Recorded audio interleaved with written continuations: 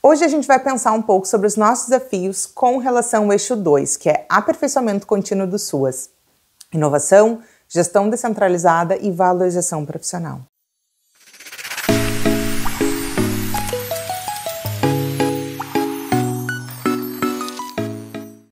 Eu trago aqui para a gente pensar sobre os desafios diários, tanto a partir das minhas experiências como também das minhas alunas e das minhas mentoradas. E vamos para o primeiro desafio, que para mim é cereja do bolo já, começando por aí. Planejamento desvinculado da realidade, subutilização da vigilância. Tu sabia que mais 60% dos municípios não têm constituído equipe de vigilância socioassistencial? E que só metade desses que não têm possuem práticas ainda de monitoramento informal? Isso significa a gente dizer que quase 1/3 dos municípios tem planos municipais de assistência social que são formalistas, burocráticos. Eles são totalmente descolados da realidade concreta dos territórios e das necessidades reais da população. Para mim, isso é um absurdo. Para mim, isso é assustador. A vigilância socioassistencial ela é uma ferramenta essencial para o diagnóstico, para o monitoramento das vulnerabilidades e dos riscos. É a partir dessa análise que a gente constrói as estratégias de resposta que de fato vão garantir proteção social especializada e focada para a população atendida. Em muitos lugares, inclusive naqueles que a vigilância está organizada, ela ainda é subutilizada. Ela funciona muitas vezes como um lugar de coleta de dados para preenchimento de formulário, sem de fato ser uma base efetiva para a tomada de decisão e para o planejamento estratégico das nossas ofertas socioassistenciais. O desafio é que um planejamento que não se baseie em dados concretos e na realidade social dos usuários leva a uma alocação ineficiente de recursos, a uma oferta de serviços que não atende necessidades. Então, essa desconexão reflete uma gestão que serve mais para manter as coisas como estão, atender a burocracia, vamos dizer assim, e não promover nenhuma transformação na condição de vida das pessoas. A ausência de um planejamento crítico baseado na compreensão dessas desproteções dos territórios é que acaba perpetuando os vazios assistenciais, invisibilizando demandas urgentes, negando o direito à proteção social efetiva e direcionada. O SUAS, quando opera sem uma inteligência que traduz a realidade para uma ação, ela se torna um instrumento de reprodução de desigualdade e não de combate. E aí vamos pensar umas propostas?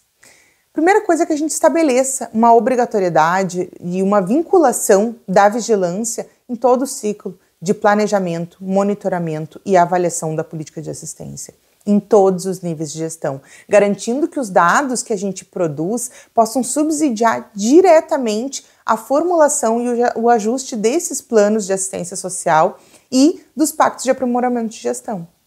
Isso pode acontecer tanto por uma pressão da sociedade para que se consolide a vigilância, como também com outras estratégias que a gente está falando aqui da conferência, né? Mas também pode ser, por exemplo, com uma apresentação periódica de dados para o SEMAS, sabe? Por exemplo, que haja uma vinculação de repasse de acordo com a implantação dessas equipes. E eu não estou aqui para dizer que o governo federal vai operar dessa forma, que é o único jeito, até porque eu sei que isso é bem mais complexo do que exige ali, repassa ou não repassa verba. Mas a questão principal é que a gente precisa de um comprometimento de ações específicas e de incentivo nos 3 níveis de gestão para que de fato isso aconteça. A ideia é que sejam promovidas também formações contínuas, tanto para gestores quanto equipe técnica, para conseguir analisar de forma crítica esses dados, o uso estratégico desses sistemas de informação de vigilância e a transformação desses dados em conhecimentos que vão ajudar para tomar decisões de maneira mais qualificada no âmbito da gestão e dos territórios. Eu vou te dar um exemplo de como isso pode ser parte do nosso cotidiano. Eu tenho um vídeo aqui no canal sobre o RMA, que é uma informação que todo mundo preenche todos os meses. Quantas vezes a gente olha para esses dados? Para olhar os dados com criticidade e tornar eles informações que vão subsidiar a nossa tomada de decisão, não precisa inventar a roda. Pode começar com a leitura e a discussão dos dados que já existe, com formação para o preenchimento correto. Aliás, o vídeo que eu falei agora para vocês tinha exatamente esse objetivo. Então, nós precisamos formar as equipes da gestão até a ponta para produzir uma resposta à vulnerabilidade e o risco social, que seja subsidiada de informações e de dados efetivos, e não baseado no achismo. Uma terceira via aqui bem importante é que, para quem já tem a vigilância socioassistencial implementada, que esteja funcionando, é focar na direção de planos de assistência que sejam construídos por um processo participativo e dialógico que envolva ativamente os trabalhadores e usuários e também as entidades da sociedade civil.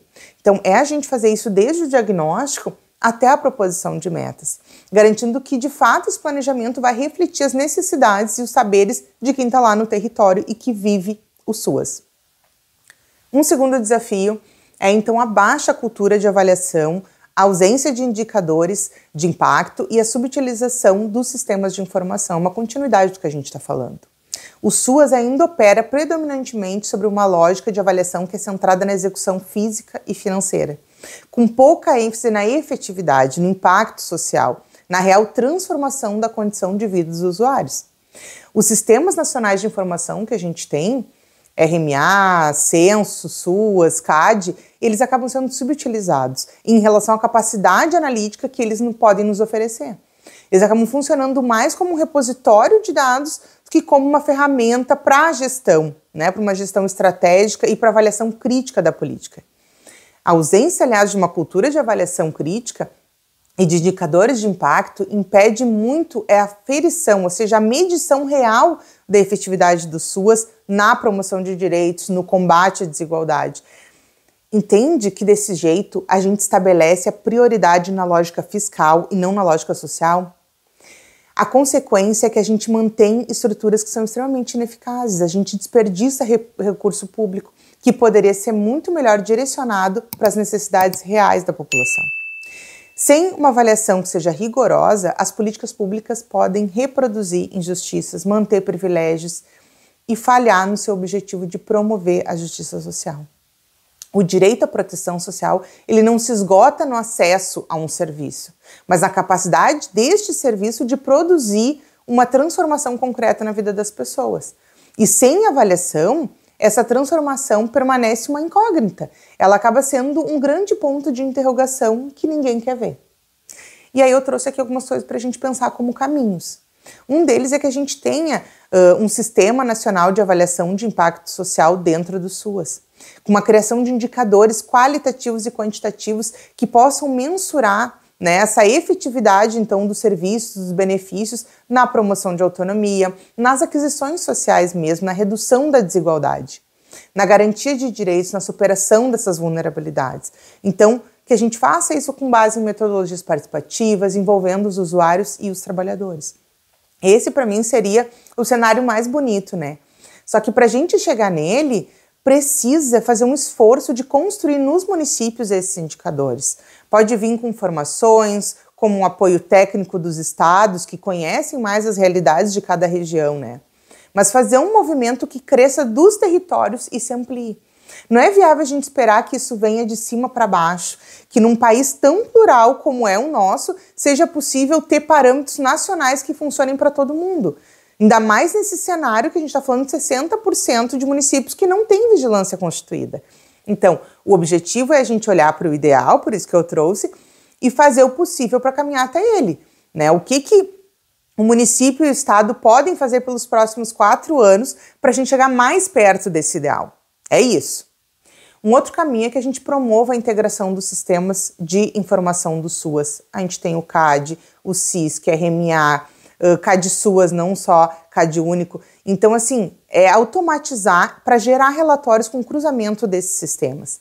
O nosso cenário atual é que a gente tem uma carência na análise e na produção de relatórios pelos sistemas de informação nacionais. E aí a gente abriu uma brecha para o mercado de empresas que vendem software, que fazem isso no âmbito dos municípios. Só que ao ter dados locais, a gente não cruza nacionalmente. A verdade é que o prontuário eletrônico, ele já não é bom. É fato, para trazer dados para a gente.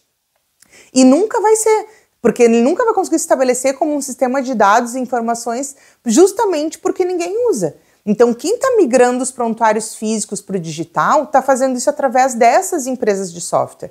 Isso significa que a nossa chance de ter um banco de dados nacional robusto dentro do SUAS cai muito por terra. Eu ainda acredito que a gente precisa investir no prontuário eletrônico, que a gente precisa lutar para que ele seja qualificado e ampliado. E enquanto isso, enquanto a gente não consegue isso, a minha sugestão é que a gente faça um esforço sempre de oferecer ferramentas locais que não sejam substitutivas, mas que sim complementem, que forneçam dados, que subsidiem a construção de indicadores, que sejam auxiliares de processos de capacitação, por exemplo, das equipes também. Essa, sim, para mim, é uma proposta de deliberação que eu adoraria ver em todas as conferências municipais e estaduais para ser aprovada também na Conferência Nacional, que é da gente ter esse sistema mais robusto nacional. Um outro desafio é a precarização das relações de trabalho e o descumprimento da NOB-RH. A realidade do trabalho no SUAS é marcada por muita precarização.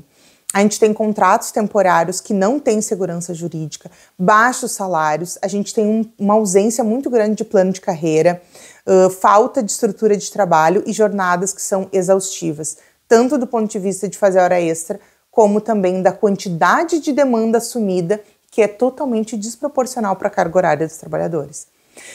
A NOB-RH estabelece, então, parâmetros para a valorização dos trabalhadores.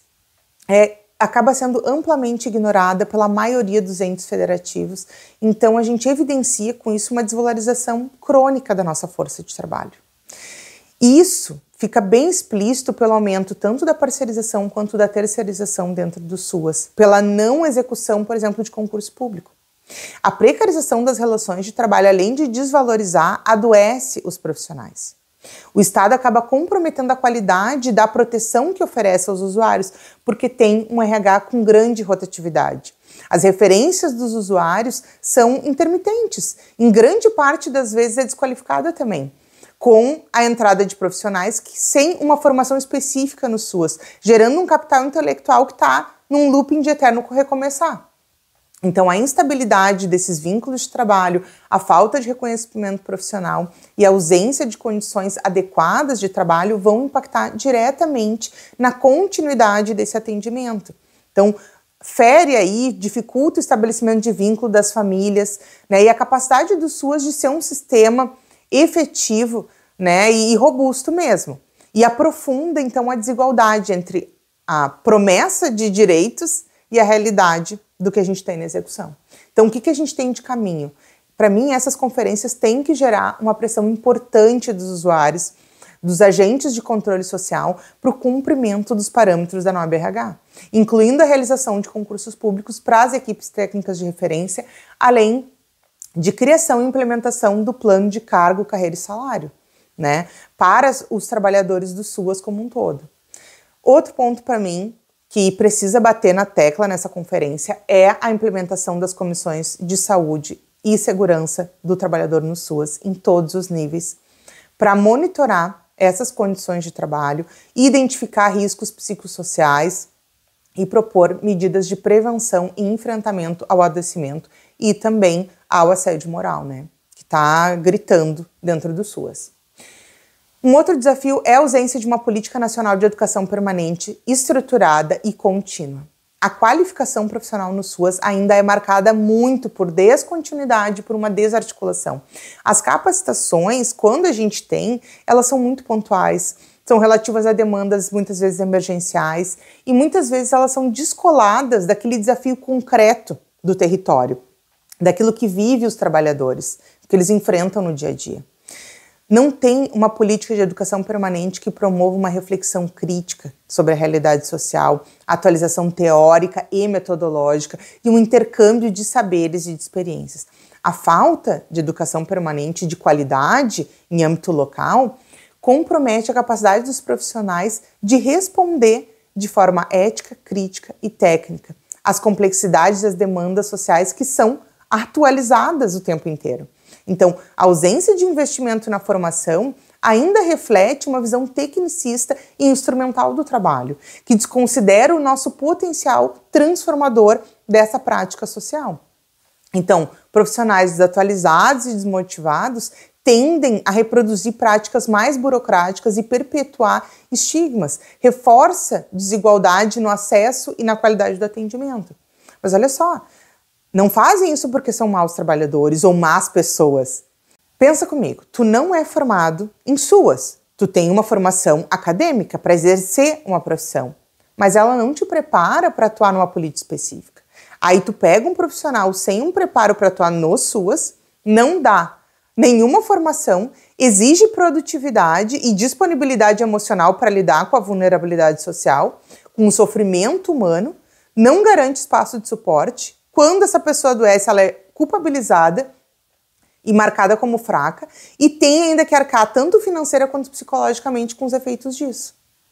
Nesse contexto, tanto a burocracia quanto o pacto de mediocridade, que eu já falei aqui no canal outras vezes, vira uma estratégia de sobrevivência para esse trabalhador.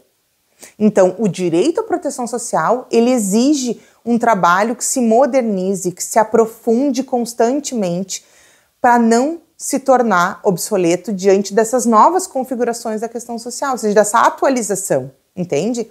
E para mim, a educação permanente é a forma mais barata, rápida e eficiente de trazer uma melhora nos resultados e na qualidade do serviço, além de diminuir o adoecimento profissional. Eu sempre digo que o SUAS se mantém em pé através da vigilância socioassistencial, da gestão do trabalho e da educação permanente. Nesse eixo 2 que a gente está conversando é onde esse tripé é essencial. Então, o que a gente pode pensar aqui? Que a gente precisa que as gestões preparem pelo menos 2 níveis de formação mínimos. Um é introdutório, sobre a política, que seria como uma formação inicial, e o segundo, que tem que misturar apoio técnico com laboratório de inovação, sabe? Que serve tanto como atualização no estilo formação continuada, como pode servir para consolidar novas diretrizes locais. Enquanto que os laboratórios podem trazer boas práticas de gestão e atendimento, modernização e qualificação para o serviço. Eu acredito que tem muita gente inteligente e capaz atuando no SUAS. Não vejo por que a educação permanente tem sempre que partir da contratação ou de trazer de alguém de fora. Na verdade, a minha orientação é sempre para que as gestões municipais criem os núcleos de educação permanente, desenvolvam projetos locais sem ter que contratar. E isso gera menos custo para o poder público, fomenta mais a valorização dos quadros que já são ali do município e mobiliza outros atores desses junto, além dos gestores. Então, para mim, isso é um caminho. O outro é a gente fazer processos formativos que tentem ser conectados à realidade dos territórios. Promover um diálogo entre a teoria e a prática, sabe? A troca de experiências entre os diferentes níveis de gestão e execução. A valorização de saberes que são construídos no cotidiano de trabalho. Eu falo muito sobre os limites diversos de atendimento entre as proteções. E focar em formação local, considerar essa organização dos territórios, das vulnerabilidades existentes ali e da oferta, como ela está estruturada naquela cidade, garante muito mais assertividade. Imagina só, esperar que nacionalmente a gente tenha esse tipo de formação. Não tem como, porque o Brasil é muito plural, ele é muito diverso e seria um tiro no pé. Eu sempre falo para as minhas alunas que os cursos têm que ser feitos no horário de trabalho. Já basta a criatura ter pago para estudar, ainda tem que usar o horário de descanso. Isso não tem cabimento, né? Então, isso precisa também de uma mudança cultural sobre a relevância do estudo permanente como parte do nosso processo de trabalho, para a qualidade dos serviços, para a satisfação dos profissionais com as organizações. Isso é muito importante. E mais um desafio que a gente tem ainda nesse eixo é a inovação limitada nos processos, metodologias e nos sistemas de gestão. A inovação no SUAS ainda é vista como uma exceção, não como uma parte intrínseca do processo de aperfeiçoamento. E a gente tem pouca liberdade metodológica, escassez de recurso tecnológico e incentivos institucionais para que os trabalhadores e os gestores experimentem novas abordagens, desenvolvam soluções mais criativas e implementem melhorias que respondam aos desafios emergentes, às novas configurações, então, que a gente tem experimentado em relação à vulnerabilidade e risco social. É aqui também que vale aquele olhar para uma cultura organizacional e da percepção social em torno do SUAS. Quando eu falo em alta performance, quando eu falo em tecnologia de ponta, o que vem na tua mente? É certo que tu pensa numa empresa, em dinheiro, luxo, visualizou aí um ambiente bem bonito, dados como se a gente estivesse na Matrix. Pois então, eu posso provar que o SUAS tem sim tecnologia de ponta e alta performance. Só que ninguém está escrevendo sobre isso. A gente olha as boas práticas como se fosse apenas uma troca de ideias, sabe? Mas essas boas práticas são, na grande maioria, metodologias inovadoras e comprovadamente assertivas. Então, eu tenho certeza de que em todos os municípios a gente tem uma ideia fantástica acontecendo que ninguém viu, escreveu ou nomeou. Por isso, a gente não consegue perceber as tecnologias que a gente cria ou valorizar a maximização de resultados que a gente tem com os poucos recursos que a gente tem à nossa disposição. Então, faz um cálculo aí da nossa estrutura versus o resultado. A gente está esbanjando criatividade. Como a gente não valoriza, a estagnação nos processos e nas metodologias é mantida. E ela é tida como uma única estratégia que compromete a capacidade das pessoas de se adaptar a essas novas e complexas desproteções sociais. As crises climáticas, migração forçada, violência digital. Então, a resistência à inovação, ela acaba refletindo uma lógica conservadora que acaba se opondo à transformação. Mantém modelos que não dialogam com os desafios contemporâneos pela luta por direitos. Então, a falta de flexibilidade e de criatividade na gestão impede que o SUAS seja uma ferramenta eficaz na promoção de justiça social, perpetua abordagens que são inadequadas e ineficazes. Vamos pensar o que a gente tem de caminho. Olha só, a gente precisa criar laboratórios de inovação, eu já falei isso no desafio anterior, em todos os níveis. A gente pode ter editais de fomento à inovação no SUAS, que tenham tanto recursos específicos para o desenvolvimento e implementação de metodologias de trabalho social, ferramentas de gestão, sistemas de informação e abordagens interdisciplinares que respondam a esses desafios emergentes, que estão vindo para a política de assistência social, que incentive a pesquisa, o desenvolvimento tecnológico. Pode parecer básico, mas num país que nem todo mundo tem acesso à internet, a gente ainda tem como uma solicitação, uma reivindicação, a garantia de acesso à tecnologia e à conectividade de qualidade em todas as unidades e entidades conveniadas do SUAS. Ainda é pertinente a gente ter isso como um caminho, então espero que apareça por aí nas conferências. E outra estratégia interessante é a gente promover espaços de intercâmbio entre os níveis de gestão. Por exemplo, fazer seminários e publicações que incentivem, então, tanto a multiplicação quanto a adaptação dessas soluções exitosas de um lugar para o outro. Isso é uma coisa que eu acredito tanto que dentro da minha plataforma eu trago muito sobre inovação, uso de tecnologia e excelência no SUAS. Confere lá no meu site Universo Social, a plataforma, e não perde a oportunidade de fazer parte da Turma das Pioneiras. Boa conferência!